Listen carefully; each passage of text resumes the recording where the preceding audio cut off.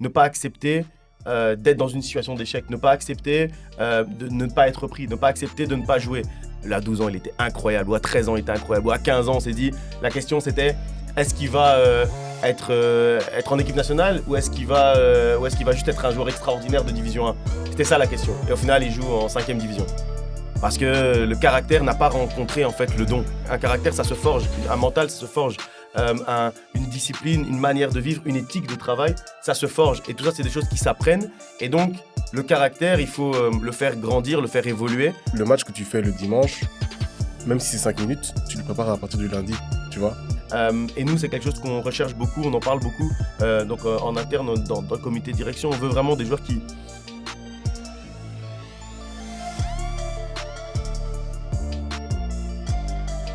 Bonjour, bonsoir tout le monde, bienvenue dans Au Mental, le podcast qui plonge dans la mentalité des athlètes.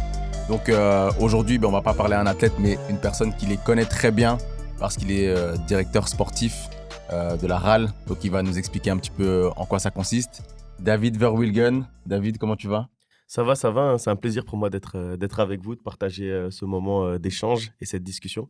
Donc ouais, je suis content d'être là et tout va bien. On est content aussi que tu sois là. On accueille aussi Joël et Andy, donc encore une fois qui sont avec nous dans toutes les discussions. Les gars, comment ça va ? Ça va super. Hein. Très bien, D'accord. merci. Nickel. On va y aller. On va aller entrer dans le vif du sujet. Donc, comme je l'ai dit, David, donc toi, tu es directeur sportif, donc à la RAL, à la Louvière. Donc, c'est un mot qu'on entend beaucoup en tant que fan de foot. Donc, on va peut-être commencer par rapidement expliquer en quoi consiste ton métier. Et ensuite, on ira dans la manière dont toutes les questions extra-sportives peuvent impacter les joueurs et toi, dans ton métier, le regard que tu as sur tout ça. Donc, est-ce que tu peux déjà nous expliquer un petit peu qu'est-ce qu'est un directeur sportif ?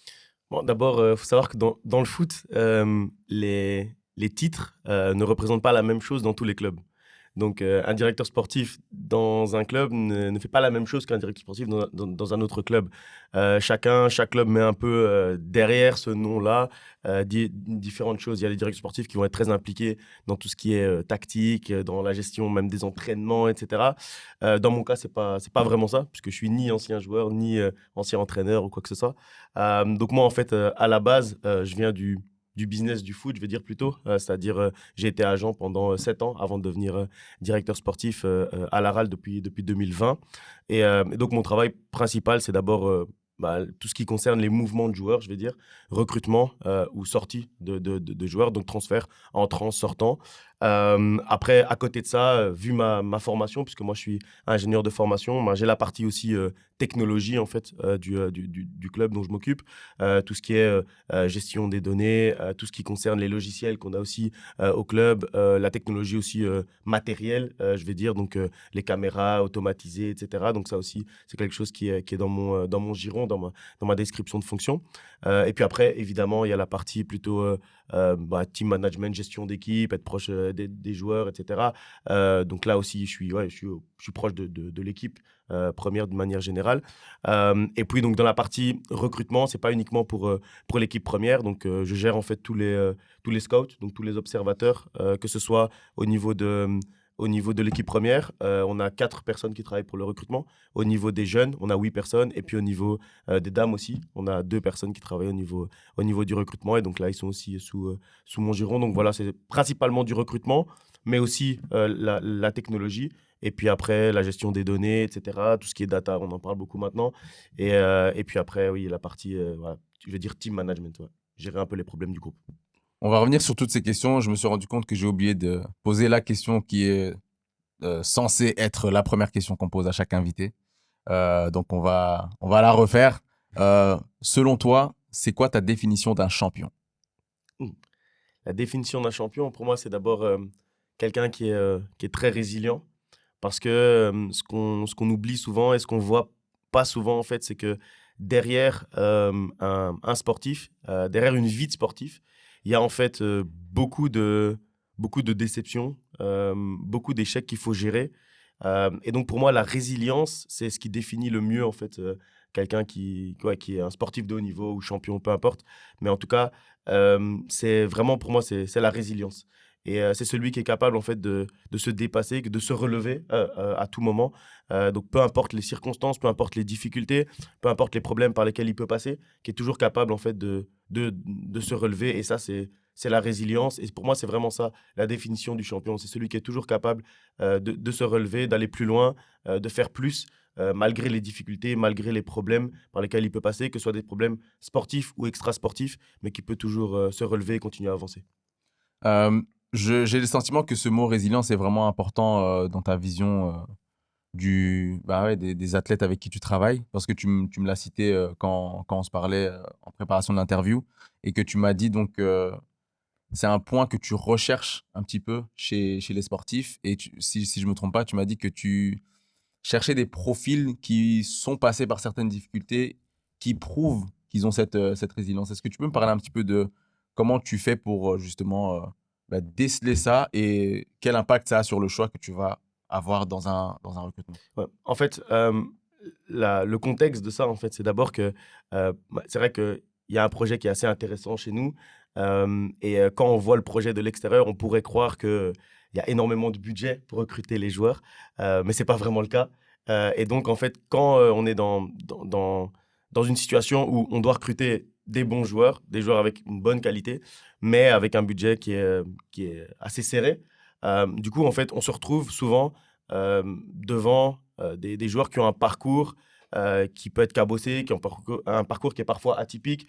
Parfois, ils ont eu des difficultés, que ce soit sportives ou extrasportives, comme je disais tout à l'heure. Et donc, en fait, s'ils n'ont pas cette résilience de pouvoir se relever, ben, on peut, ouais, c'est compliqué, on peut plus rien faire. En fait, ils peuvent plus rien faire dans leur carrière. Donc, il faut en fait qu'ils aient cette résilience-là. Et en plus, comme j'ai dit, le fait que une carrière de sportif, c'est fait de beaucoup, beaucoup, beaucoup d'échecs, beaucoup, beaucoup de désillusions, de déceptions. Et donc, vraiment, pour moi, la résilience, c'est quelque chose de très important parce que au moment, en fait, où peut-être le joueur va se trouver dans une situation chez nous où il jouait beaucoup avant et puis à un moment donné, il est sur le banc. À un moment donné, peut-être qu'il est plus repris dans la sélection, etc. Bah, il faut qu'il ait cette résilience pour pouvoir toujours continuer à se dépasser et ne pas accepter sa situation, en fait. Et bah, pour revenir à la question de départ, pour moi, un champion, c'est aussi quelqu'un qui n'accepte pas la situation d'échec. Et dans la résilience, moi, je mets ça aussi. C'est-à-dire que ne pas accepter d'être dans une situation d'échec, ne pas accepter de ne pas être pris, ne pas accepter de ne pas jouer. Et nous, c'est quelque chose qu'on recherche beaucoup, on en parle beaucoup. Donc, en interne, dans le comité de direction, on veut vraiment des joueurs qui, ouais, ils sont pas contents en fait quand ils jouent pas, ils sont pas contents quand ils sont pas dans la situation dans laquelle ils devraient être, et ils veulent se dépasser et ils veulent recommencer en fait à performer. Et cette résilience, c'est vraiment quelque chose de très important. Et c'est pour ça que je te disais que euh, c'est quelque chose qu'on recherche parce qu'on sait qu'un joueur qui a le niveau de qualité footballistique qu'on veut, mais qui n'a pas eu de difficultés, on va dire, bah, il va pas se retrouver d'une certaine manière chez nous et il va pas être atteignable, en fait, pour nous. La raison pour laquelle les joueurs qui ont la qualité qu'on recherche sont atteignables pour nous, c'est parce qu'à un moment donné, ils ont eu quelque chose qui s'est passé, sportif ou extra-sportif. Et il y a beaucoup de joueurs chez nous, s'ils n'avaient pas eu certaines situations un peu compliquées, bah, ils joueraient en Division 1. Avec leur qualité sportive, ils joueraient en Division 1. Mais ils arrivent chez nous parce que justement, ils ont eu ça. Et donc, on a besoin de trouver pardon, chez eux cette résilience qui leur permettra en fait de surpasser, ne plus penser au passé, justement, le fait que, oui, ils étaient peut-être à ça de pouvoir réussir, à ça de pouvoir jouer en Ligue 1, à ça de pouvoir jouer en Division 1. Mais au final, ils se retrouvent quand même chez nous aujourd'hui en National 1, plus pour longtemps, j'espère, mais en National 1 quand même aujourd'hui, donc troisième division belge, bah, ils sont quand même là. Et ils doivent plus penser en fait au passé, ils doivent se projeter vers l'avenir et se dire, OK, j'ai cette résilience et je veux rester debout, je veux continuer à avancer malgré ces moments bah, de déception en fait. Mhm. C'est vraiment intéressant parce que dans toute cette définition du champion, il n'y a jamais un moment où il parle des victoires, tu vois. Jamais un moment où tu parles des triomphes. Et c'est ce que moi, j'essaye de transmettre à maintenant à mon fils et aux gens que je côtoie, c'est qu'en fait, un champion, c'est pas... Il inspire pas par les accomplissements, mais surtout par les combats Mm. et la façon dont il les mène. Et c'est vraiment intéressant parce que même en tant que directeur sportif, tu as cette vision-là que nous, on essaie d'avoir et de transmettre via au mental aussi. Et que les gens se rendent compte, en fait, que c'est pas vraiment la victoire le plus important, c'est comment ils vont transmettre et leur combat et leur manière d'affronter certaines situations Et c'est ça qui inspire les gens et c'est ça qui inspire la confiance en fait en la personne.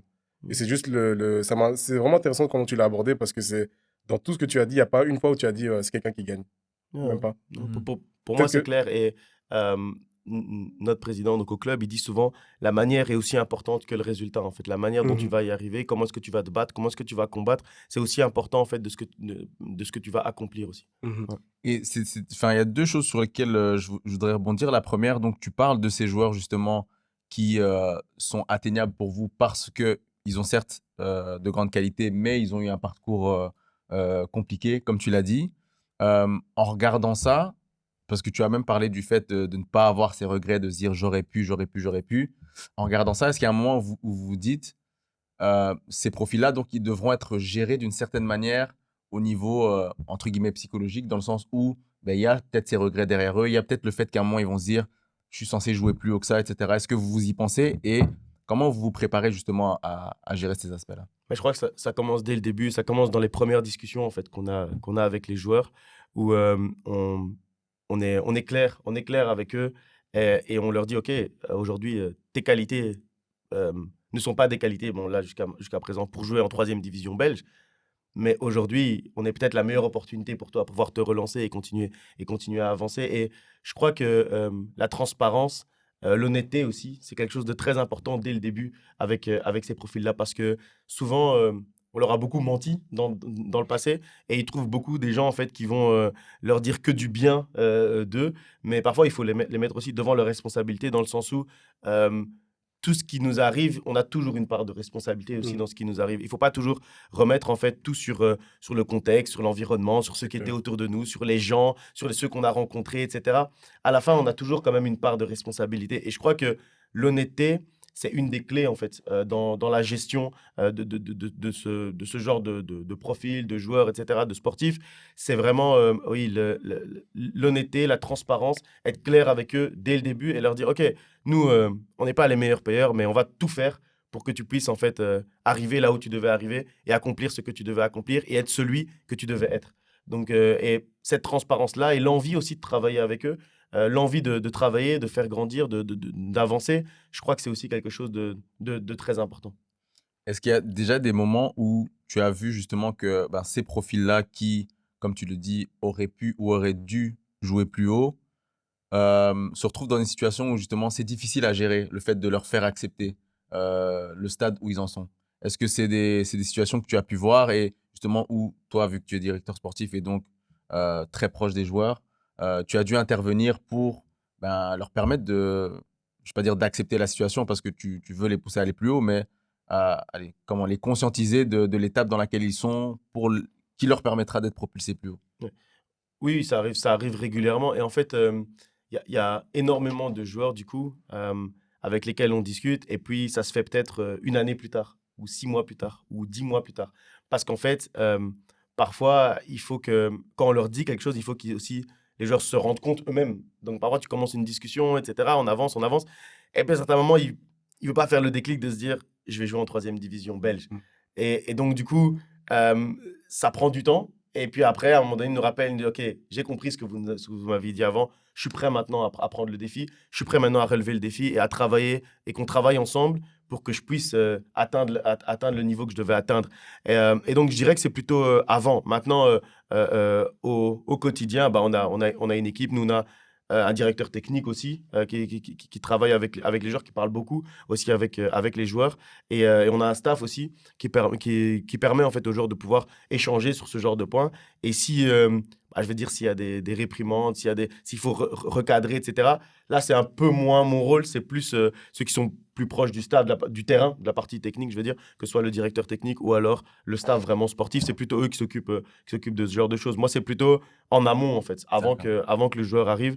Moi, c'est plutôt là oui, où j'ai l'impact et l'aspect, OK, on discute et il faut que le joueur comprenne et se mette dans l'esprit, OK, aujourd'hui, c'est peut-être ma meilleure opportunité. C'est peut-être le meilleur projet pour moi, c'est peut-être d'aller là. Et c'est là, en fait, où il faut pouvoir convaincre qu'en effet, c'est bien le meilleur projet et c'est le projet qui va te permettre de pouvoir rebondir après, réexploser ou exploser Et oui, donc les réprimandes, les remises en question, remettre sur le droit chemin, tout ça, c'est pas vraiment mon rôle. Donc je vais pas citer des anecdotes sur ça, parce que c'est pas vraiment mon rôle. Ouais. J'ai un point aussi que tu as cité tout à l'heure, où tu as dit que dans votre, enfin même avec le reste du board, on va dire, vous aimez les joueurs qui n'acceptent pas la situation d'échec, qui n'acceptent pas d'être mis sur le banc, qui n'acceptent pas de ne plus être sélectionnés, etc. Et donc, qui, entre guillemets, se battent contre ça. Comment est-ce que ça se manifeste? C'est-à-dire, comment est-ce qu'un joueur peut le faire de la bonne manière? Parce que il y a des joueurs qui vont, et ça fait écho à un joueur qu'on suit actuellement qui a eu une situation similaire où son coach lui a reproché de ne pas assez se révolter Mhm. après des défaites, après avoir été mis sur le banc, etc. Comment est-ce que, à tes yeux, un joueur est censé montrer qu'il n'accepte pas cette situation et qu'il a encore plus faim et qu'il veut plus, quoi? Pour moi, la seule réponse dans un cas comme ça, c'est le travail. C'est-à-dire, c'est pas de commencer à discuter, c'est pas de commencer à poser des questions, etc. Pour moi, la meilleure réponse, c'est le travail. C'est-à-dire, t'es pas repris ou peut-être tu sors à la mi-temps ou peut-être tu joues que 30 minutes le samedi. Pour moi, même s'il y a congé le dimanche, tu devrais être là, en fait. Tu devrais être au club. Si lundi, le rendez-vous est à 8h, toi, tu dois être là à 7h du matin. Pour moi, c'est par le travail qu'on répond, en fait, plus que par les mots. Parce que moi, je considère toujours que les actes parlent beaucoup plus que les mots. Et que on se rend pas compte aussi que tout le monde regarde ce genre de choses. Et le staff va voir, la direction va voir, tout le monde va voir, en fait, OK, il a joué que 30 minutes samedi, mais lundi, il était là à 7h du matin. Lundi, il était là avant tout le monde. Après l'entraînement, il a encore fait des exercices supplémentaires. Et c'est ça qu'on voit, en fait. Si un joueur vient et juste dit, ouais, je suis pas content d'être titulaire, de pas être titulaire, je suis pas content d'avoir joué 30 minutes. OK, personne n'est content. Mais maintenant, comment est-ce que toi, tu manifestes ce mécontentement? Comment est-ce que toi, tu transformes en fait cette frustration en force? Et pour revenir à la définition du champion, je crois aussi que c'est quelqu'un qui est capable de transformer justement les frustrations en force. Et qui est capable en fait d'en faire réellement des moteur. forces. Vraiment, un moteur, Ouais, exactement. Capable en fait de, OK, j'ai été frustré aujourd'hui, ça s'est pas bien passé, mais demain, ça va me rendre encore plus fort, cette situation-là. Et c'est ça, pour moi, c'est la meilleure réponse à apporter.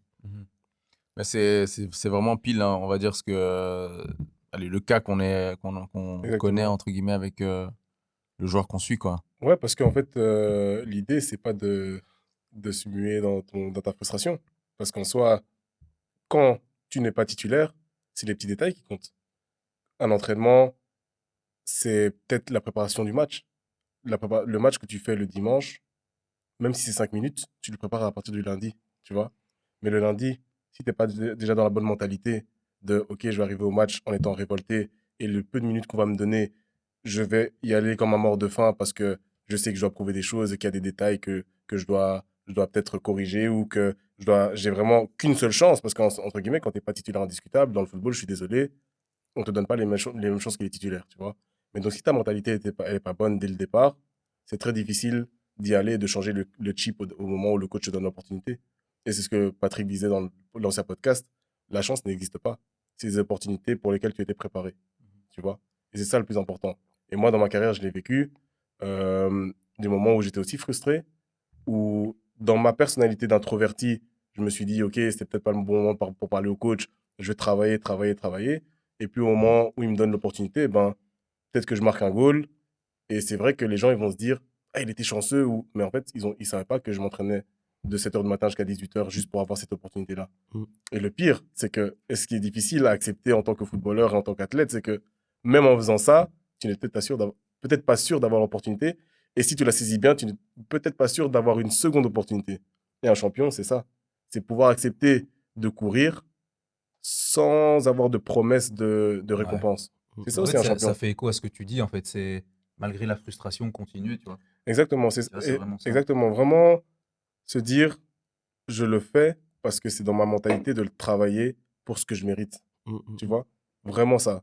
Et si t'es pas prêt à faire ça, je pense que t'es pas prêt à être dans votre équipe, du coup, dans votre club, vu que c'est la mentalité, vous essayez d'insuffler aux autres.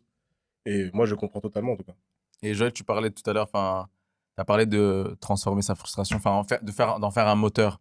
Ce serait quoi, c'est quoi ta vision de ça? Et allez, comment on peut insuffler ce déclic à une personne qui n'a peut-être pas ce truc en elle? Ouais, c'est une très bonne question. En fait, je sais pas si on peut l'insuffler. Je pense la seule manière, c'est que la personne réalise elle-même et c'est en parlant avec elle. Donc, c'est impossible de lui mettre un disque dur, tu vois, dans son cerveau pour que tout d'un coup, il ait un switch. Mais en tout cas, avec l'un des athlètes, lui, qu'on suit actuellement, bah, on parle juste avec lui, en fait. Il y a parfois des sessions où on a on a un programme spécifique, donc workshop ou coaching mental, etc. Et en fait, il y a parfois des sessions où on va juste parler avec le sportif.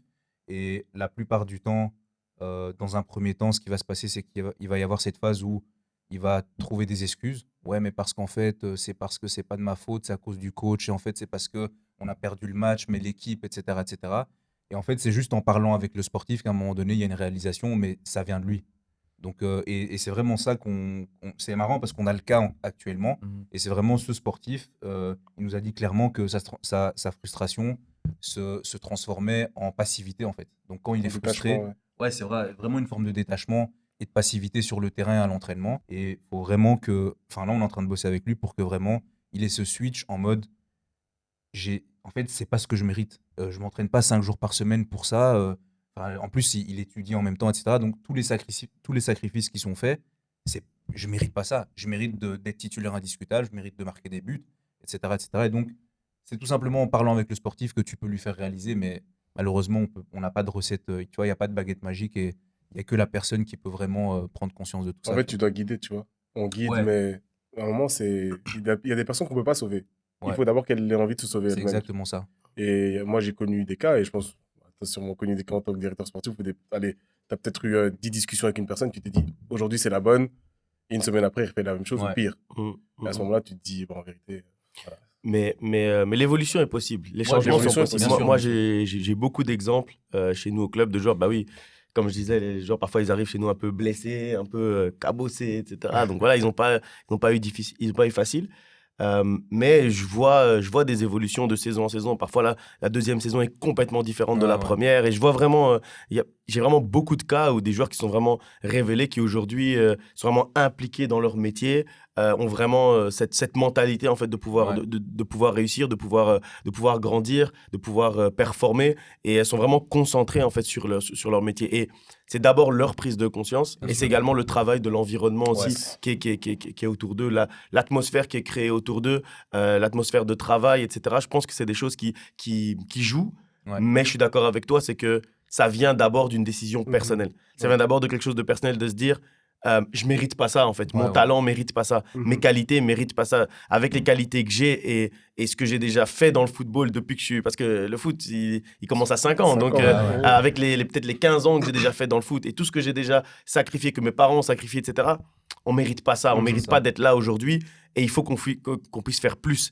Et ça, cette prise de conscience, moi, je l'ai quand même vu sur pas mal de joueurs des joueurs qui aujourd'hui sont des titulaires maintenant Ouais, indiscutables bien chez sûr. nous, Ouais. alors que l'année dernière, c'était un peu, voilà, une fois oui, une fois non, etc. Mais c'était purement dans la tête parce que les qualités, ils les avaient déjà. Et ça, c'est des choses qui aujourd'hui, ouais, c'est bien de voir ça, c'est des réussites en fait. Quand nous, on voit ce genre d'évolution, on est content de voir ça. Mhm. Mais tu soulèves un point intéressant, c'est le côté progressif. Ok, de saison en saison, il y a une progression. Et ça, c'est important aussi de le dire aux sportifs, c'est que même s'il y a un changement de mentalité, c'est pas forcément du jour au lendemain que tu vas avoir des résultats concrets. Et donc ça, c'est vraiment un point important à souligner, c'est que c'est quelque chose qui se fait progressivement. Et pendant cette progression, tu vas encore avoir peut-être des moments où tu vas dire, putain, je suis une merde, ou ah merde, j'ai pas progressé aujourd'hui, etc. Mais malgré ça, il faut continuer à avancer. Et je trouve qu'aujourd'hui, surtout avec les réseaux sociaux, on a beaucoup l'impression que tout arrive du jour au lendemain et on voit beaucoup les aspects positifs, les réussites, les trophées, etc., etc. Et c'est vraiment un message qu'il faut faire passer, surtout aux jeunes, c'est que c'est quelque chose qui se fait progressivement. C'est pas quelque chose qui se fait du jour au lendemain. Vous allez encore souffrir, vous allez encore avoir des échecs pendant cette progression, mais tant qu'on avance, on recule pas et c'est ça le plus important. Tu vois. Ouais, moi, je dirais en fait aussi, je rajouterais juste que le choix dont on parle, c'est pas un choix qui est ponctuel. C'est pas que Mhm. tu choisis aujourd'hui. C'est qu'en fait, Exactement. c'est un choix qui est continuel. Exact. Ça veut dire que chaque seconde, l'être humain, il a des choix à poser. Ici, on est assis autour de la table, mais chacun d'entre nous, on a le choix de se lever et sortir de la pièce. Je veux dire, chaque seconde, on fait le choix de continuer la discussion, on fait le choix de continuer à parler.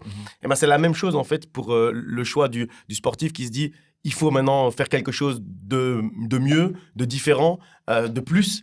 En fait, là aussi, chaque seconde, en fait, il y a ce choix-là. Ouais. Et chaque jour, en fait, il refait le choix de continuer à travailler comme ça. Et même si il voit pas directement le résultat, le lendemain, quand il se lève, il refait le choix de continuer dans cette lignée-là, dans cette ligne directrice-là. Et en fait, faut pas.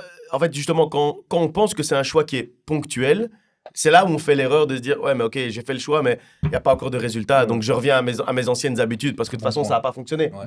Mais pas du tout. En fait, le choix, il est continuel. Chaque jour, on refait le choix de bien se comporter. Chaque jour, on refait le choix de persévérer. Chaque jour, on refait le choix de travailler encore plus. Chaque jour, on refait ce choix-là continuellement, en fait. Et donc, faut pas prendre ça comme un choix ponctuel, prendre ça vraiment comme un choix qui est continuel.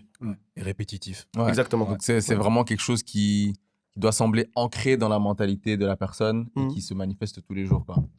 Qui doit s'ancrer dans la mentalité. Ouais. Exactement. Ouais. Et tu me parlais aussi dans le processus de recrutement d'une sorte d'entretien d'embauche que tu fais avec les joueurs avant de les accepter. Explique-nous un petit peu donc, comment tu mets ça en place et quelles informations tu vas chercher dans ces entretiens-là. Il y a plusieurs choses en fait, donc c'est vrai que ça c'est un peu atypique dans le foot, c'est vrai. D'habitude, bah voilà, on regarde, c'est un bon joueur et tout, et puis après on se renseigne un peu, on passe quelques coups de fil, et puis finalement, en fait, on rediscute avec l'agent et le joueur, on le rencontre que le jour de la signature. Moi, on n'agit pas comme ça. Bon, ça, ils agissaient déjà pas comme ça avant que j'arrive, mais moi j'ai continué dans cette lignée-là. C'est que moi je trouve ça important et il y a une étape où on a une réunion de présentation du projet et là, on va juste discuter en fait. Et c'est vraiment, plus qu'une présentation, c'est vraiment un échange. Bon, le joueur ne s'attend pas à ça au moment où il arrive, mais moi, je veux vraiment mettre en place un échange. Parce que je considère d'abord, la première information que j'essaie d'aller chercher, je considère que c'est important, en tout cas dans le cas des sports collectifs, que le joueur, si on parle du football, le joueur ressemble un peu au club et que le club ressemble un peu au joueur en fait. Et pour ça, la première chose dont on parle, en fait, sont des valeurs. On parle quelles sont tes valeurs et quelles sont les valeurs du club. Après, dans les valeurs des clubs de foot, il y a toujours certaines valeurs qui se retrouvent. Je vais dire, le respect, par exemple, c'est quelque chose, dans tous les clubs de foot, on va vous dire, une de nos valeurs, c'est le respect. Mais à côté de ça, donc nous, on a 5 valeurs importantes à la RAL et je pose toujours des questions par rapport à ces valeurs-là, en fait, aux joueurs. À côté du respect, bon, là, je pose pas trop de questions, c'est un truc trop bateau, trop classique, etc. Mais à côté de ça, on a la responsabilité. Donc, un joueur qui ose prendre ses responsabilités sur le terrain, mais également en dehors du terrain. À dire, s'il fait une erreur, il va pas commencer à dire c'est la faute de tel, c'est la faute de tel. Non, il prend ses responsabilités, il dit, OK, j'ai fait une erreur aujourd'hui, je vais faire mieux demain, et on avance. Nous, c'est le genre de joueurs qu'on cherche, en fait. Des gens qui sont capables, voilà, de prendre leurs responsabilités sur le terrain en tentant des choses difficiles, en osant aller vers l'avant, etc. Mais en dehors du terrain aussi, prendre ses responsabilités. La troisième valeur, c'est l'implication. Donc nous, on cherche des joueurs qui sont impliqués à fond sur le terrain, qui font tous les efforts possibles et imaginables pour pouvoir gagner le match, qui courent, qui font tous les efforts possibles. Ça, c'est sur le terrain. Et en dehors du terrain, on veut aussi des joueurs impliqués dans le club dans lequel ils jouent, en fait. Pas seulement être là comme des actifs. Parfois, on voit un peu les joueurs comme des actifs parce qu'on peut les vendre, etc. Mais aussi comme des employés en fait du club, c'est-à-dire qu'il y a un brassage, par exemple chez nous, la salle de détente où ils prennent un café, ils jouent à la PlayStation, etc. Elle est partagée entre les employés et les joueurs. Mais pour nous, c'est quelque chose d'important parce qu'en fait, on veut une implication des joueurs au sein du club. Un autre exemple d'implication, c'est le fait que chaque joueur est parrain d'une équipe de jeunes. Pour nous, c'est aussi quelque chose d'important en fait, de participer à la vie du club, de s'impliquer dans le club. Donc, on veut qu'ils s'impliquent sur le terrain, comme j'ai dit, mais également en dehors du terrain, qui s'impliquent en fait dans la vie du club. Même parfois, ça fait rire un peu parce que dans leurs posts sur les réseaux sociaux, ils doivent remercier des sponsors, etc. Mais c'est important parce que les sponsors, c'est eux qui font vivre le club. Donc au final, c'est important de pouvoir s'impliquer aussi dans la partie, je vais dire, business du club d'une certaine manière. Et ils ont cette demande-là, oui, c'est dans leur contrat, ça fait partie des choses qu'on demande aux joueurs, de s'impliquer sur le terrain et également en dehors du terrain, de s'impliquer dans leur vie de sportifs professionnels, dans l'entraînement invisible, comme on dit, la diététique, la manière de dormir, la manière de vivre. Tout ça, ce sont des choses en fait que nous, réellement, on demande aux joueurs. Après, on met en place des choses aussi pour eux. Donc quand je dis qu'on veut qu'ils fassent attention à leur manière de manger, bah, il y a un nutritionniste qui travaille au club, c'est normal. On veut qu'ils fassent attention à leur manière d'être. Bah, on essaie de mettre en place autour d'eux des personnes qui vont pouvoir les aider, un coach de vie, etc. On essaie de mettre des choses en place. À côté de ça, donc notre quatrième valeur, c'est l'excellence, la recherche de l'excellence. Et ça, c'est quelque chose de primordial aussi. La définition du champion, c'est quelqu'un qui veut toujours se dépasser, toujours chercher plus. Et nous, on veut d'abord être l'exemple de ça. C'est-à-dire qu'on veut, en fait, nous-mêmes montrer en tant que club qu'on recherche l'excellence dans la manière de jouer, dans les infrastructures, dans le projet, dans ce qu'on essaye de construire, dans ce qu'on essaye de faire. On recherche l'excellence, mais du coup, on attend aussi que les joueurs recherchent l'excellence. Et puis après, la dernière valeur, c'est le positivisme, parce que ça sert à rien, en fait, de faire tout ça. Ça sert à rien de s'impliquer, ça sert à rien d'aller voir les joueurs, les jeunes, etc. Si au final, c'est pour être négatif et pour toujours traîner les pieds et tout. Donc, on veut vraiment des joueurs qui sont positifs. Positif, ça ne veut pas dire hypocrite. Donc, quand j'ai la discussion, justement, avec les joueurs, je pose des questions sur ça, parce qu'il ne faut pas faire semblant d'être positif. Il faut, si on doit se dire les choses, on se les dit. S'il y a quelque chose qui ne va pas, on se le dit. Si on ne joue pas bien, on se le dit. S'il y a quelque chose les performances ne sont pas au niveau qu'on attend, on se le dit aussi. C'est pas être négatif de se dire ce genre de choses, mais il faut se le dire avec un objectif. Et l'objectif, c'est de faire grandir l'individu, faire grandir l'équipe et faire grandir le club. Et c'est cela, en fait, où on cherche cette valeur de positivisme. Et donc, une des premières choses que je recherche, c'est des joueurs qui correspondent en fait à ces 5 valeurs-là, qui correspondent au club, qu'on a défini avec le club. Et donc, on cherche juste des joueurs qui correspondent à ça. Après, je recherche la résilience, parce que comme j'ai dit, j'ai pas le budget d'aller chercher un joueur qui est très fort techniquement, tactiquement, athlétiquement, et en plus de ça, qui a jamais eu de problème. J'ai pas le budget pour faire ça. Ouais. Et donc, du coup, il faut trouver des joueurs qui peuvent se relever des soucis passés qu'ils ont pu avoir, etc., et qui vont se relever avec nous, en fait. Donc ça, c'est aussi une caractéristique que je recherche, la résilience. Et puis voilà, un battant, un guerrier, quelqu'un qui veut toujours se dépasser, se battre et tout faire pour gagner. Je pense que ça, ce sont des choses que je recherche beaucoup. Ouais. Est-ce que ça t'est déjà arrivé d'avoir un joueur en face de toi donc, qui a toutes les compétences techniques, tactiques et athlétiques, comme tu as dit, mais qui ne se retrouve pas assez selon toi dans cette valeur et que ce fait-là t'ait fait te dire non, c'est pas un joueur pour nous? Oui, plein de fois. Mais c'est dans les deux sens, en fait. Parce que, comme je dis, moi, je suis quelqu'un de très transparent dans ma manière de parler, de présenter les choses, de discuter. Et donc, moi, je dis, en fait, que oui, il faut que le joueur ressemble au club pour que ça fonctionne bien pour le joueur. Mais il faut que le club ressemble au joueur pour que ça fonctionne bien pour le club. Donc, du coup, c'est quelque chose de bilatéral. Donc, à la fin, il est arrivé aussi, autant de fois qu'il est arrivé que nous, on dise non, ce joueur-là, il ne correspond pas vraiment à nos valeurs, on ne va pas avancer. De la même manière, il est arrivé que des joueurs ils se disent bah non, en fait, moi, ça m'intéresse pas, ça. En fait, parce qu'il y a des joueurs qui, et c'est pas péjoratif ce que je dis, il y a des joueurs qui, en fait, ou des sportifs qui veulent pas s'impliquer à fond dans leur métier, mais qui ont assez de talent pour pouvoir quand même faire une carrière d'un bon niveau, gagner bien leur vie, mais qui veulent pas s'impliquer à fond parce que c'est peut-être pas leur passion. Juste, ils se sont découverts bons dans cette discipline, mais c'est pas leur passion, le football ou l'athlétisme, ou peu importe le type d'athlète dont on parle ici. Euh, et donc, ils se retrouvent pas là-dedans, ou ils se retrouvent pas dans la prise de responsabilité, etc. Et donc, ok, pas de problème. Et eux-mêmes peuvent décider, non, je préfère pas avancer. Et donc, c'est pour ça que la première réunion dont je parle, je présente le projet, j'explique un peu les valeurs du club, j'écoute le joueur. Et à l'issue de ça, moi, je dis juste, en fait, nous, on voulait mieux te connaître, on te connaît mieux maintenant. À toi maintenant de nous dire, est-ce que tu veux avancer avec nous ou pas? Et quand tu vas nous dire ça, nous, on va te répondre, est-ce que nous, on veut avancer avec toi ou pas? Mais si on fait la réunion, c'est que tactiquement, techniquement, athlétiquement, on trouve déjà que c'est un joueur qui nous convient. Maintenant, après, l'étape qui suit, c'est voir si au niveau mentalité, au niveau valeur, au niveau parcours de vie, maintenant, il peut nous correspondre, surtout pour le futur. Et donc, si on reprend donc, cette comparaison entre capacité, technique, tactique, athlétique, je trouve ça résume bien ces 3 mots. Entre ça et toutes ces autres choses, donc la mentalité, les valeurs, etc. Est-ce que, même dans ton effectif ou dans d'autres joueurs, dans ton métier d'agent que tu as pu croiser, ça t'est souvent arrivé justement de voir des joueurs qui, malheureusement, n'ont pas réussi à mettre toutes leurs qualités, d'atteindre leur plein potentiel au niveau de leur qualité, parce que de ce côté-là, il n'y avait pas assez. Il n'y avait pas assez la recherche de l'excellence, il n'y avait pas assez cette prise de responsabilité, etc. Est-ce que tu as pu voir ce genre de choses dans dans ton métier et comment est-ce que tu fais en sorte d'avoir un impact là-dessus? Bah, c'est des choses qu'on voit au quotidien quand on travaille dans le foot. On voit ça au quotidien. Et en fait, il y a une phrase que j'aime bien, en fait, c'est que le don introduit, mais c'est le caractère qui établit. C'est le caractère, en fait, qui fait les fondations.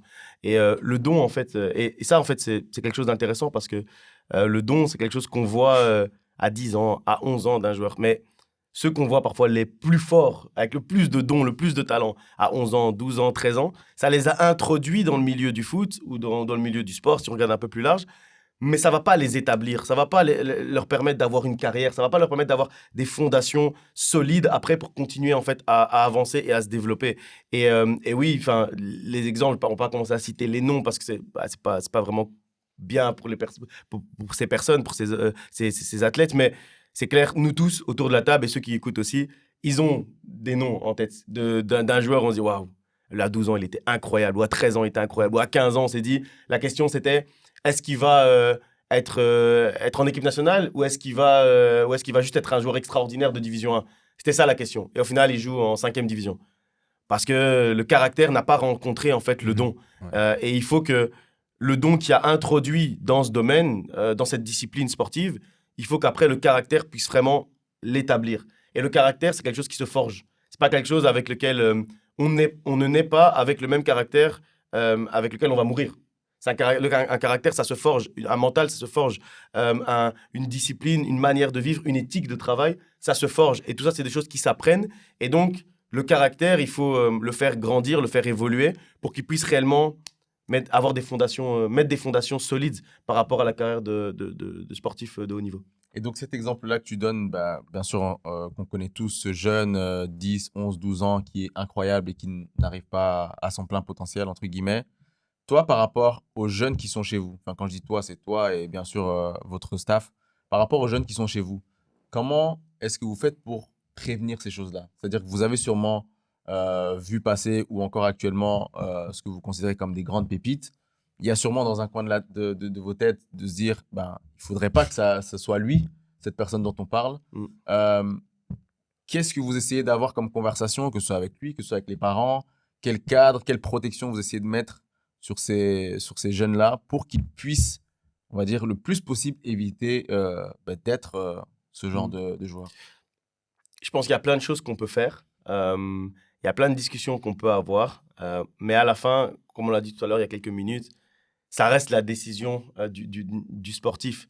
Ça reste la décision du joueur. Mais ce qu'on peut mettre en place, nous, c'est l'encadrement. Ce qu'on peut mettre en place, c'est mettre à disposition. Nous, on travaille avec Jean-François Lanvin, par exemple. Ben, le mettre à disposition des joueurs, ça, c'est ce que nous, on peut faire. Mettre à disposition un staff qui est présent, une direction qui est présente et où il faut que taper à la porte pour venir leur parler. Ça, c'est ce que nous, on peut faire. Mais après, mais idem, je vais reprendre l'exemple aussi de la diététique. On a un diététicien qui travaille au club. Il a des discussions avec des joueurs, etc., quand il y a vraiment des soucis et tout. Mais après, il est là. Donc, ça veut dire toquer à sa porte et venir lui parler. Ça, c'est la décision du joueur. Et idem pour la partie mentale. C'est que les joueurs, ils savent qu'on travaille avec Jean-François Lanvin dans ce cas-là. Ils savent qu'il est là. Donc maintenant, venir toquer à la porte et dire j'aimerais bien un entretien avec toi, j'aimerais bien discuter un peu de mon organisation de vie, etc., parce que lui, c'est plutôt ça qu'il fait, c'est à eux de le faire. Et donc, nous, on peut mettre en place des outils. On peut mettre en place une boîte à outils devant le sportif, devant le joueur. Mais après, celui qui va choisir les outils avec lesquels il va travailler, ou celui qui va choisir les armes avec lesquelles il va se battre, là, ça reste quand même le joueur. Peu importe son âge, ça reste le joueur. Et donc, nous, on met en place un maximum de choses, comme j'ai dit, mais à la fin, ça reste quand même le joueur. Et donc, oui, on met en place plein de choses ici. On a déjà travaillé dans le passé avec un psychologue du sport, on a déjà travaillé avec un coach mental, etc. Donc, tout ça, c'est des choses qu'on fait, mais à la fin, la manière dont ça va porter du fruit ou pas, ça reste la responsabilité de l'athlète. Donc, je pense qu'en termes de responsabilité pour un club, c'est de mettre les outils à disposition, c'est de mettre les armes à disposition, d'expliquer comment on utilise les armes, comment on utilise les outils. Mais après, quand un soldat sait comment on utilise les armes et où sont placées les armes, c'est à lui après à aller les chercher et les utiliser comme nous on lui a proposé de les utiliser, et après gagner la bataille lui-même. Et ça, on peut pas le faire pour lui. Personne pourra gagner une bataille, personne pourra changer la mentalité de quelqu'un. En fait, moi, je considère que ça, c'est pas... moi, je peux pas changer ta mentalité. C'est toi-même, en fait, qui peut changer qui tu es, qui peut prendre des décisions. Et ça, oui, à part donner les armes et expliquer comment les utiliser, nous, on peut pas faire plus que ça. Ouais. En tant que direction... Là, je me place en tant que direction de club. Après, quand tu es agent et que tu encadres un peu plus les joueurs plus de manière individuelle aussi, donc tu n'encadres pas un groupe, tu encadres vraiment un joueur de manière individuelle, là, peut-être que tu peux aller un peu plus loin avec le joueur, peut-être le pousser un peu plus à prendre certaines décisions, le pousser un peu plus, mais à la fin, ça reste temporaire à ce moment-là. Et moi, j'ai déjà entendu beaucoup d'histoires de joueurs où on dit ah ok, mais pendant une saison, il a vraiment été extraordinaire. Mais nous qui sommes dans le milieu du foot, on sait ce qui s'est passé cette saison-là. On sait qu'il y avait quelqu'un, moi là j'ai une histoire en tête, c'est que c'est un Diable Rouge qui n'a pas joué pendant 1 ou 2 saisons. Après, il est redevenu Diable Rouge et il a joué une grande compétition. Mais en fait, nous, dans le milieu du foot, on sait qu'il y avait quelqu'un qui dormait avec lui pour qu'il puisse bien manger, pour qu'il puisse s'entraîner au bon moment, etc. Mais ça, c'est temporaire. Je veux dire, ce genre de choses, on ne peut pas t'aider comme ça toute ta vie. Donc oui, ça dure une saison. Et comme il avait un talent extraordinaire, il a pu jouer une grande compétition. Mais s'il avait fait ce déclic lui-même, sans que quelqu'un doive dormir avec lui, se lever le matin avec lui, aller courir avec lui, tout faire avec lui, mais ça aurait été un joueur de Ligue des Champions, de dire qu'il allait faire 7-8 saisons en Ligue des Champions. Mais voilà, le choix n'a pas été personnel. Et le choix, il doit être personnel. Ça, tu parles vraiment des responsabilités de chacun. Est-ce que tu penses, en fait, j'ai 2 questions. Est-ce que tu penses que on doit exiger donc le même niveau de responsabilité à tout âge? Par exemple, parce que tu parlais du fait que voilà, c'est le sportif qui doit aller chercher de l'aide ou des outils qui sont à disposition. Est-ce que c'est le même niveau de responsabilité à 12 ans que, je sais pas, quand un sportif a 20 ou 25 ans? Et ma deuxième question, je l'ai oubliée, mais tu peux répondre à la première. Non, clairement, il y a un rôle d'apprentissage aussi de la part d'un club, de pouvoir former les joueurs par rapport à ces problématiques. Et les parents. Et les parents aussi, bien sûr. Les parents ont un très grand rôle à jouer là-dedans. Mais après, le club, donc l'endroit où le joueur va s'exprimer, pour moi, c'est que le troisième cercle d'éducation. C'est-à-dire le premier cercle d'éducation, ça reste la famille. Bien sûr. Le deuxième cercle d'éducation, ça reste l'école. Et après seulement, il y a là où il va faire ses activités, qu'il fasse de l'académie, de la musique, ou qu'il fasse du sport, peu importe. Ça, c'est seulement le troisième cercle. Donc oui, on a un impact sur l'éducation des jeunes qui nous sont confiés, mais ce n'est pas l'impact le plus fort. Et donc, oui, on a un rôle d'apprentissage, on a un rôle de dire, OK, vous savez, si vous avez besoin de tel point, et on le fait. Nous, par exemple, je reviens au point sur la diététique, on fait des conférences à destination même des jeunes joueurs sur ce qui est comportemental, etc. aussi, la violence.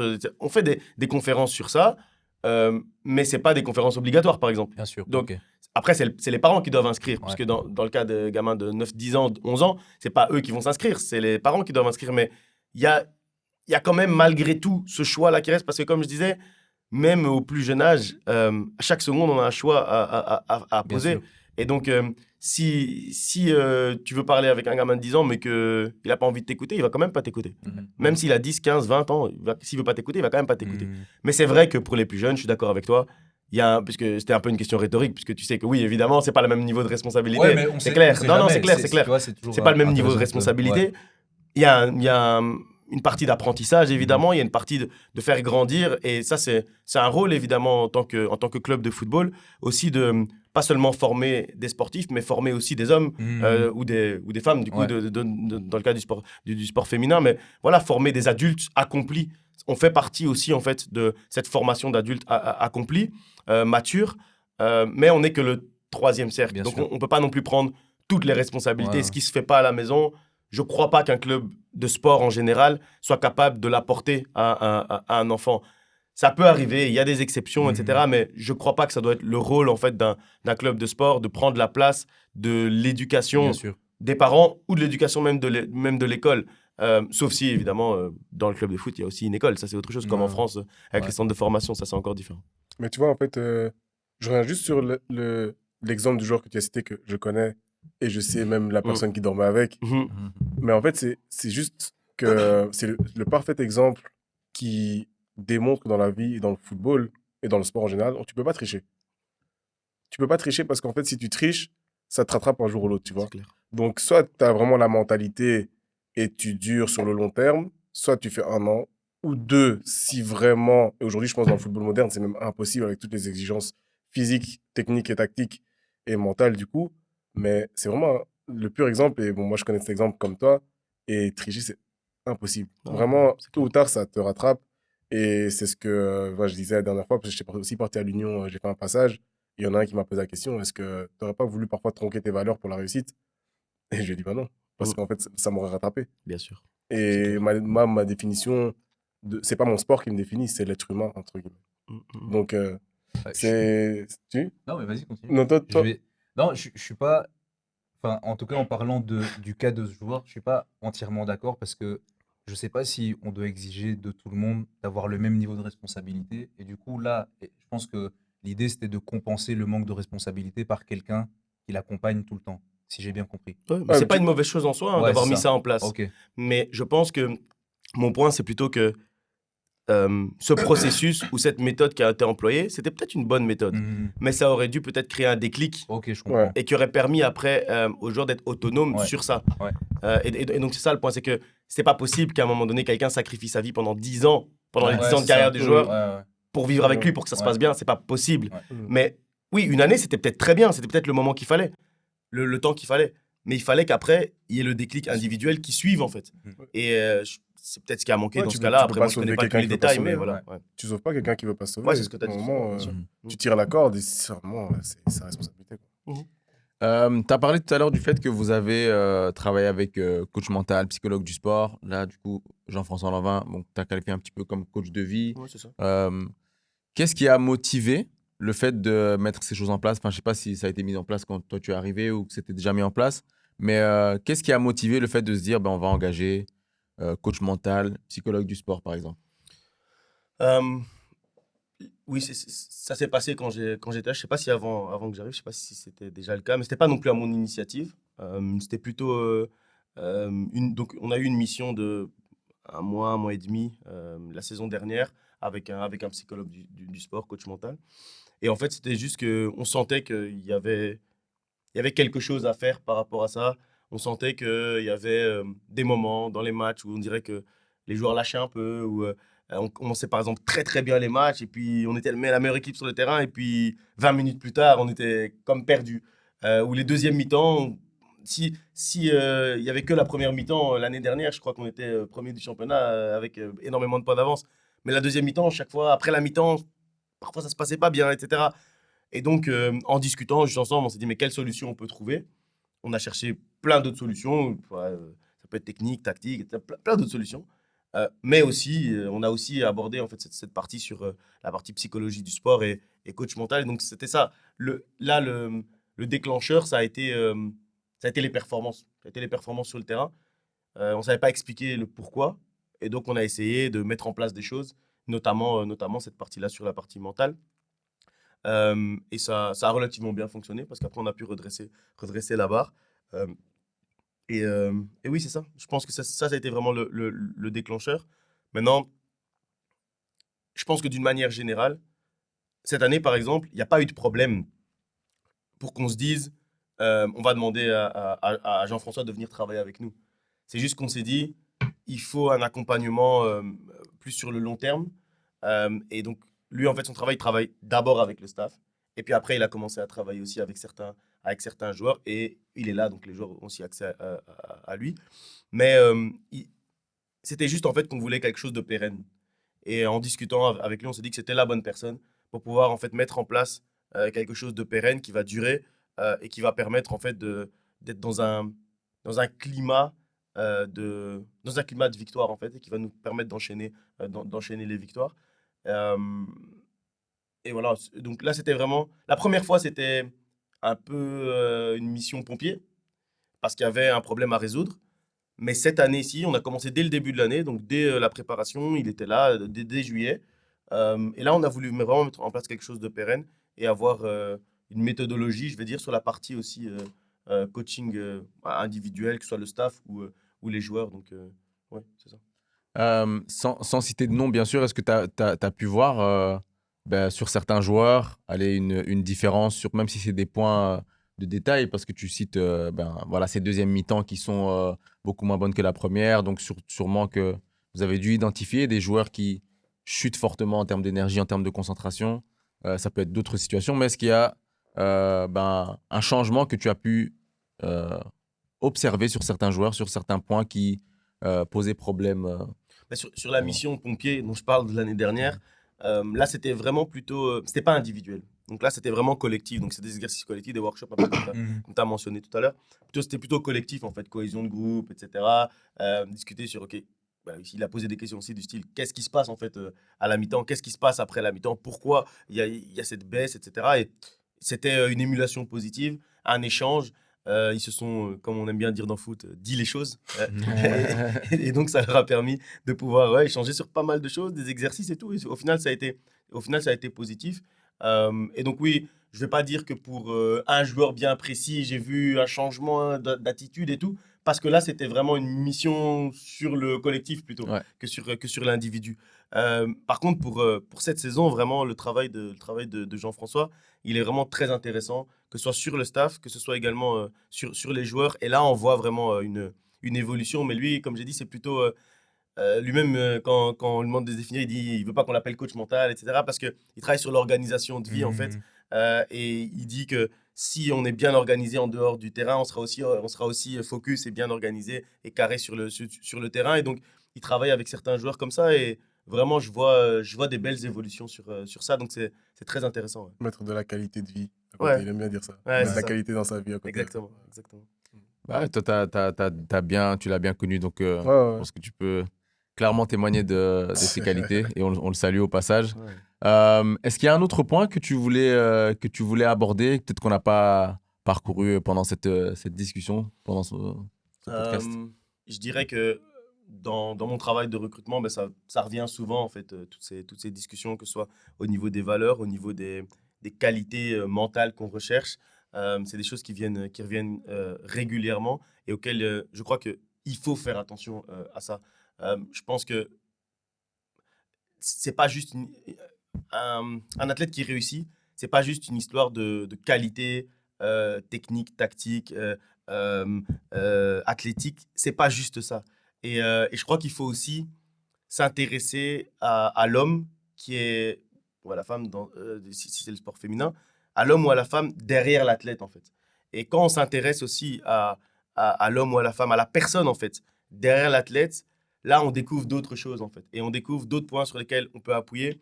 On découvre d'autres qualités, on découvre d'autres défauts peut-être aussi, mais on découvre d'autres points d'amélioration surtout. Et c'est des choses parfois que on peut ne pas comprendre en fait, mais quand on regarde juste un joueur jouer et puis on voit qu'il est très, je sais pas, très, très, très agressif pour des raisons qui n'ont pas vraiment de lieu d'être, ou agressif à des mauvais moments, etc. Mais après, on va discuter avec le joueur, on va voir qu'en fait, non, c'est quelque chose qui est à l'intérieur de lui, mais qui vient d'autre chose, qui vient je sais pas, des amis, qui vient de la famille, qui vient de plein de choses et tout. Et donc, en fait, quand on s'intéresse en fait à la personne, quand on discute avec la personne, on découvre d'autres choses en fait qui nous permettent d'appuyer sur les bons boutons pour pouvoir après permettre aux joueurs ou aux athlètes de performer. C'est quoi les problématiques extra sportives, on va dire, ou au-delà de l'aspect purement technique? C'est quoi les problématiques qui reviennent le plus souvent chez les joueurs et qui les freinent ou les empêchent vraiment d'atteindre leur plein potentiel? Ce qui revient souvent, et ça c'est donc, notre directeur technique Nicolas Frutos qui dit souvent ça, il dit en fait que beaucoup d'athlètes, beaucoup de joueurs de foot pensent faire beaucoup d'efforts. Mm. Ils ont toujours l'impression de faire beaucoup d'efforts. Mais le beaucoup d'efforts, chacun met son curseur à un niveau différent en fait. Le beaucoup d'efforts de Cristiano Ronaldo, c'est pas le même beaucoup d'efforts que beaucoup d'autres joueurs. Et en fait, c'est voir en fait où tu mets le curseur en termes d'efforts, en termes d'implication. Et ça, c'est un problème récurrent qui revient souvent. C'est-à-dire, oui, je veux faire des efforts, je veux bien manger. Et puis après, quand on pose la question, ok, mais c'est quoi pour toi bien manger? Ah, mais alors, pour moi, bien manger, c'est ne pas aller à la friterie. C'est pas seulement ça, bien manger. Mhm. C'est pas, c'est de pas avoir de malbouffe. C'est pas seulement ça, bien manger. Une hygiène de vie, c'est quoi une hygiène de vie? Ah, mais c'est, j'essaie de pas sortir la veille des matchs. Il y a mieux quand même comme hygiène de vie. Il y a pas juste ça. Ouais. Et ça, c'est quelque chose que lui, il reprend régulièrement quand on a des discussions à trois, donc avec un joueur plus nous deux. Ah, et lui, il reprend souvent son point. Quand un joueur dit je fais des efforts, directement, il reprend, ok, mais ça veut dire quoi pour toi, faire des efforts? Explique-nous un peu. Quand tu dis fais des efforts, c'est quoi? Et ça, c'est une problématique qui est récurrente. C'est le curseur, en fait. Où tu mets le niveau. Ça, je crois que c'est ce qui revient vraiment le plus. C'est où tu mets la barre, en fait. Où tu mets la barre des efforts que tu es prêt à faire Ouais. pour devenir cet athlète. Où tu mets la barre. Mais c'est hyper intéressant ce que tu dis parce que je pense qu'il y a beaucoup d'athlètes, quand tu vas leur poser la question de c'est quoi ton but global, c'est quoi tes objectifs concrètement, ils vont avoir du mal à donner des objectifs concrets. Donc ils vont dire bah, je veux être un bon joueur, je veux être titulaire, Je vais jouer là-bas. ouais, je veux jouer dans tel club, je veux jouer à tel niveau. Mais c'est pas clair en fait. C'est quoi ton but concret? C'est quoi ton objectif concret? Et c'est intéressant ce que tu dis parce que du coup, il y a, ils n'ont pas de vision concrète de ce qu'ils mettent en place justement parce qu'il n'y a pas d'objectif concret qui a été entre guillemets noté sur papier, etc. Tu vois. Et donc Mais c'est aussi, atteignable aussi. ouais, et atteignable aussi, c'est vrai. Et c'est pour ça que c'est important en fait de prendre le temps de, bah, quand vous faites les coachings, etc. Tu vois, quand les athlètes se font coacher, tout simplement de d'écrire sur papier, ok, c'est quoi ton objectif concrètement pour cette saison ou pour ce mois-ci, etc. Ok, qu'est-ce que tu as mis en place concrètement, tu vois. Et je pense que même le sportif qui joue pas forcément à un très haut niveau, mais qui prend juste le temps d'avoir une vision claire de ce qu'il veut et de ce qu'il met en place concrètement dans le but d'atteindre cet objectif, ça peut tout changer en fait. Ça peut vraiment être un game changer et aussi euh, avoir des critères de réussite concrets. Tu vois, ok, j'ai envie de perdre du poids, oui, mais ça veut dire quoi? Ok, il faut que je perde 2 kilos pour, tu vois, en fait, il faut vraiment que ce soit concret en fait. Donc c'est un très bon point que tu soulèves. Et dans le processus de recrutement, vu que ben, voilà, on parle depuis le début de ces questions de mentalité, euh, est-ce qu'il y a des choses que vous arrivez à déceler, enfin, tout comme les qualités techniques, on sait les voir, on sait voir les stats, on sait voir le nombre de buts, on sait voir toutes ces choses-là. Est-ce que au préalable, vous arrivez à déceler certaines choses au niveau de la mentalité? Et si oui, comment vous faites pour les comprendre? Ouais. Donc, c'est au travers des discussions. On a réfléchi et on réfléchit encore à aussi alors potentiellement des questionnaires, ce genre de choses, etc. Ça peut être intéressant. Aujourd'hui, on n'en est pas là. Peut-être demain, on y sera. Mais aujourd'hui, nous, en tout cas, dans notre club, on n'en est pas là. C'est plutôt dans le cadre des discussions en fait, qu'on essaie de déceler des points. Et puis, ce qu'on essaye aussi d'avoir, c'est euh, des profils au sein du groupe. Ça veut dire on doit se dire, OK, il faut au moins euh, un leader. Il faut au moins Ok. une personne qui est capable d'apaiser les conflits. Il faut au moins... Donc, on essaye un peu de voir en fait les types de profils dont on a besoin dans un groupe. Mais là, c'est même pas un groupe de joueurs. C'est un groupe même de travail, un groupe de vie au final. Pour que ça fonctionne, il faut différents profils. Et tout ça, c'est des choses qu'on essaie d'avoir, auxquelles on fait de plus en plus attention. C'est vrai que les premières années où j'ai fait le recrutement pour le club, c'est des choses auxquelles on n'a pas directement fait attention. Mais par exemple, cette saison qui se passe très très bien, mais on a fait attention à ça. On a fait attention à avoir un leader par l'exemple. On a fait attention à avoir quelqu'un qui prend beaucoup la parole, qui parle, qui ose, etc. Allez, remuer le groupe et tout. Donc, c'est des choses auxquelles on a fait vraiment attention. Et ouais, ça fonctionne plutôt bien. Ouais, au final, on s'est un peu géré comme investir, ça se gère comme une entreprise. Hein. Ouais. C'est une psychologie des entreprises où tu dois avoir certains profils pour mener la barque. Ouais. Mais du coup, sa question aussi, c'était, tu vois, je dis nous parce que j'étais joueur de Mhm. foot, mais toi, en tant que directeur sportif, quand tu recrutes un joueur, tu le recrutes pour les performances sur le terrain principalement. Donc, on va parler des qualités extrinsèques. On aime bien dire intrinsèques, mais pour moi, elles sont extrinsèques. Mais des qualités intrinsèques, elles ne se voient pas par des datas. Mhm.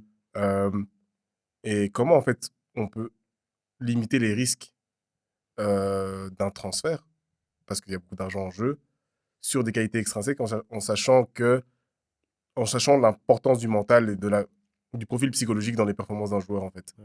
C'est ça. Est-ce que vous avez déjà pensé à ça? Est-ce qu'il y a des méthodes? Est-ce que la discussion que vous avez avec le joueur, elle permet de limiter certains risques sur le transfert? Ou est-ce que vous vous dites en vérité, de toute façon, ben, on va prendre le risque parce que le joueur est tellement bon que, peu importe le profil psychologique, à part la résilience dont tu parlais, ben, on Non, va le mais signer. comme je disais tout à l'heure, oui, il y a déjà eu des cas où on a arrêté à cause de cette discussion-là qui s'est pas bien passée. D'abord, pour revenir d'abord à ton premier commentaire, oui, un club de foot, un joueur ou un vestiaire ou un club de foot se gère comme une entreprise. Oui et non. C'est-à-dire il y a des points de similitude, mais il y a des points qui sont fortement différents. Des points de similitude, c'est la performance, la vie de groupe, l'esprit d'équipe, etc. Mais il y a des points qui sont quand même très différents. Maintenant, il y a toujours des risques dans un recrutement. Mais là, c'est même pas un recrutement du coup. Là par contre, c'est la similitude. En entreprise ou dans le sport, il y a des risques quand tu recrutes quelqu'un parce que tu peux pas déceler tout d'une personne en discutant, même en faisant des tests, même peu importe ce que tu fais, tu vas pas tout déceler. Et donc, il y a toujours une part de risque, une marge d'erreur en fait dans un recrutement, que ce soit un employé ou un sportif. Mais on essaye de minimiser au maximum la marge d'erreur. Et donc, pour moi, pour revenir à ma phrase de tout à l'heure, le talent, la qualité intrinsèque ou extrinsèque, comme tu disais, ça introduit. Ça veut dire, ça lui permet qu'on puisse le scouter, le regarder, le mettre dans la shortlist, l'inviter à la discussion, etc. Ça l'introduit dans la salle, ça le fait rentrer dans la salle. Après, ce qui va le faire rester dans le club, là, par contre, ça va être son caractère. Là, ça va être le fait qu'on va déceler quelque chose aussi au niveau du caractère chez le joueur. Et donc, oui, franchement, je vais pas dire que ça va jamais arriver parce que, évidemment, parfois, s'il y a un joueur qui est extraordinaire et puis tu n'arrives pas à déceler vraiment la qualité mentale que tu veux et tout, est-ce qu'au final, on prendra le risque ou pas de le faire? Peut-être que oui. Peut-être que je vais pas faire... Non, c'est impossible qu'on prenne ce risque. Oui, peut-être que ça va arriver, mais on essaie de minimiser la marge d'erreur au maximum. Et au final, à la fin, c'est tout ce dont on parle ici, c'est des outils d'aide à la décision. C'est nous, en tant qu'être humain, on prend la décision de prendre le risque ou pas prendre le risque. Mais au moins, on doit avoir tout identifié. Et si il manque quelque chose au niveau caractère, au niveau mentalité, etc., on doit faire le choix en pleine conscience. C'est-à-dire, on sait, OK, c'est un bon joueur, mais franchement, dans la réunion, dans la discussion, j'ai pas senti qu'il était vraiment impliqué. J'ai pas senti que c'est quelqu'un qui allait prendre ses responsabilités. Et après, on en parle. Et nous, on est 5 dans le comité de direction de la partie sportive. Après, on en parle et on présente les choses de manière ouverte. Et puis, on fait le choix ensemble d'y aller ou de pas y aller. Mais le plus important, c'est que tout ça, ce sont des outils d'aide à la décision. Ça veut dire on va regarder l'aspect technique, on va regarder l'aspect tactique, on va regarder l'aspect athlétique, on va regarder l'aspect mental, on va regarder la personnalité. Et moi, mental et personnalité, je mets ça un peu à part. C'est pas exactement la même chose pour moi. Et donc, on va regarder tout ça, tout le canevas, l'historique aussi du joueur, ce qu'il a fait les dernières saisons, l'historique de blessures. On va tout regarder. Et puis après, on a une feuille et on dit, OK, qu'est-ce qu'on fait maintenant? Ça, c'est complètement rouge. Ça, c'est vert fluo. OK, on fait quoi? Est-ce qu'on fait ou on fait pas? Et après, là, c'est la décision. Mais au moins, il faut avoir les outils d'aide à la décision pour minimiser les risques. Et pas avoir de regrets. Après, voilà, si on a pris le risque nous-mêmes, si on ne sait pas, là où les membres de la direction chez moi pourraient m'en vouloir, et ils auraient raison de m'en vouloir, c'est si je cache une information. C'est si je dis, ouais, non, la discussion, super, il a toutes les valeurs qu'on recherche et tout. Après, il arrive, on voit que c'est pas du tout ça. Là, et c'est normal qu'il m'envoie à ce moment-là. Mais si je présente la situation comme elle est, si je présente les choses et qu'ensemble, on prend la décision, voilà, après, on savait qu'il y avait ce risque-là, et peut-être ça se passe bien, ou peut-être ça se passe pas bien, mais en tout cas, on prend le risque ensemble. Et minimiser la marge d'erreur, c'est à ça que servent en fait tous ces outils d'aide à la décision. Merci beaucoup David pour cette discussion. Avec plaisir. Franchement, c'était très enrichissant. Il y a beaucoup de choses qui vont me rester. Je pense que ça sera pareil pour beaucoup d'entre nous. Joël et Andy, merci à vous aussi d'avoir. C'est bizarre parce que généralement mes entretiens avec des directeurs sportifs, c'est pas aussi. C'est pas comme ça. On parle argent, on parle. Mais là, c'est bien parce qu'on peut vous entendre, toi et tes confrères à travers toi, sous un autre jour. Écoutez, à tous ceux qui nous ont suivis, merci d'avoir écouté ce podcast. N'hésitez pas, bien entendu, à vous abonner, nous donner vos avis en commentaire et le partager à des personnes autour de vous qui pourraient avoir besoin d'entendre tout ça. Et jusqu'à la prochaine fois, prenez tous soin de vous. À la prochaine. À la prochaine. Merci David. Merci, avec plaisir.